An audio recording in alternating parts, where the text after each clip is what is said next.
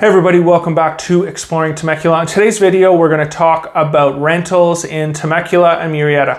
Over the past year and a half, I get a lot of questions on purchasing rentals in either of these cities. So I just wanted to go over that with you, give you my experience, some tips on what I would do purchasing a rental in either of these cities.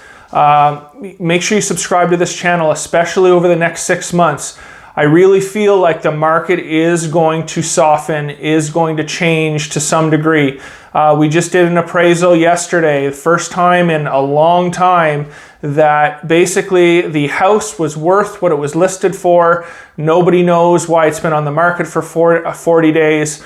So we're going to start to see more and more of this where homes, you think that you're right there in line with comps and you think it's priced right, but why is it not selling? So every month with my market updates, I'll go over the data from the MLS so you know, as both a buyer and a seller, what's actually happening. Is the market going up? Is the market going down? Are we leveling off? So make sure you subscribe and watch those to stay on top of the Temecula, Menifee, and Murrieta market. If you are looking for an appraisal, we're licensed not only as a brokerage here in Temecula, but we are certified as residential appraisers, and we have links in the description to go to our website if you want to order an appraisal or just get a home value. So with having said all of that, let's get into the video and talk about rentals in Murrieta and Temecula. Okay guys, so the first thing I want to talk about, and I'm not going to spend too much time on it because it's sort of obvious, you want to be in the black every month if possible on a rental. There's things that you can Google. You can Google rental calculator. You can Google the 1% rule. Again, I'm not going to get into all of that. I will have the blog post that I wrote in the description. So if you want to click on the blog post, that will take you, and there's links to these things in the actual blog post. So next up, I would personally drive the neighborhoods in Murrieta and Temecula. Get to know the neighborhoods. Find a neighborhood that not only you like, but you can notice conveniences by or around that neighborhood.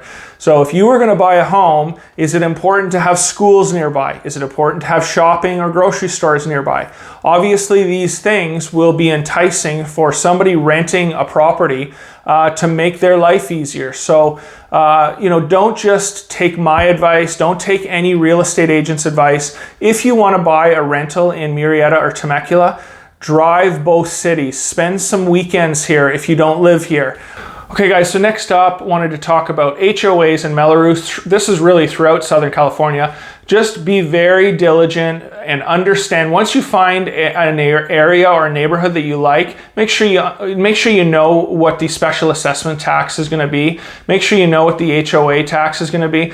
This could be, $400 or $500 a month on top of or more than another home, with a lower tax rate or, no HOA. I'm not saying that an HOA is a bad thing, because it does in many cases keep the neighborhood up.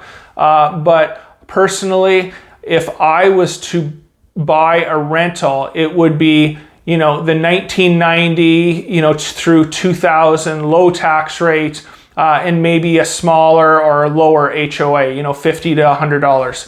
But that's just my opinion. I mean, it's up to you, but there's no doubt that you should be researching these things before you purchase a rental. So next up, make sure you pull rental comps when you find the area that you like and you think that, or a couple areas, have a real estate agent pull rental comps that knows what he or she is doing.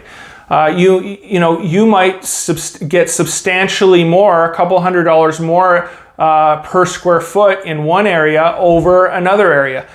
So these are things that you should know before going into a transaction, getting into escrow and closing on a home. Why? If you're strictly buying this for a rental, you want the highest rental per month as possible. And one of the best ways to do it, of course, is just figuring out what rents are per square foot, depending on which neighborhood you are in either Temecula or Murrieta. So next up, buying an older home versus a newer home. I would just say that if you're not really handy, as much as you might not want to pay that higher HOA or the higher tax rate, it might be better for you personally. With an older home, you're probably going to spend more on things like the water heater's going to break, the roof's going to leak, something happens to the windows. I mean, there's just so many things that can go on with a home that's 20 years old as opposed to a home that's 5 years old. So if you are handy, or if you have access to somebody that can do this relatively inexpensively, I would go the older route. Also, just do the math on it. Maybe the older community gets substantially less in way of rent than a newer company. So the higher tax rate in the newer company community sort of it offsets itself. And then there's less hassle with the new community. So obviously, even if you are, a handyman, maybe the newer community is better off for you. But those are just some things to think about of buying a newer versus an older rental in Temecula and Murrieta. So next up, the craze is short-term rentals. I can tell you that Temecula, in the city of Temecula, you can't do short-term rentals. Wine country, you can. Regardless of where you are in Southern California, make sure that you do your research and the city allows Airbnbs. Another thing, just because a city allows Airbnbs or short-term rentals right now doesn't mean they will in 2 years. If I was to personally buy an Airbnb, it might be in another state. My gut feeling is that there's more chance of a city banning Airbnbs in California than there would be in, let's say, Arizona.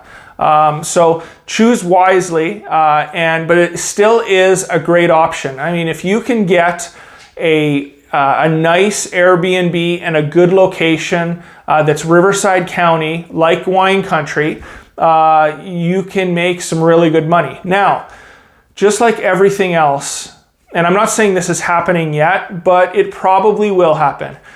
When everybody gets on a craze, whether it's crypto, whether it's the NASDAQ or tech stocks, there always seems to be a point where something either levels off or you're going to see a downturn. So when people start realizing how short-term rentals, how successful they are in wine country, and more people start doing it, eventually you're going to get to the point where there's going to be so many Airbnbs that it's going to drive the price down. You're going to have vacancies. I'm not saying that that's happening now, but just like everything else, in the future, if this trend keeps going with these Airbnbs, eventually, there's going to be so many Airbnbs in a place like wine country that you won't make as much money. I'm not saying that you can't be successful, but it's just something to think about. Okay, finally, my last tip.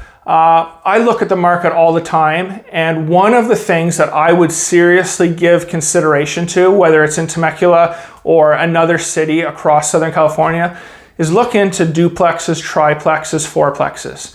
I've noticed, and I look at these at least once a week, the return on investment for these tends to be a little bit higher with a triplex for the same cost as you would just say a single family residence. The state is not looking out for the landlord. They're all for the tenant.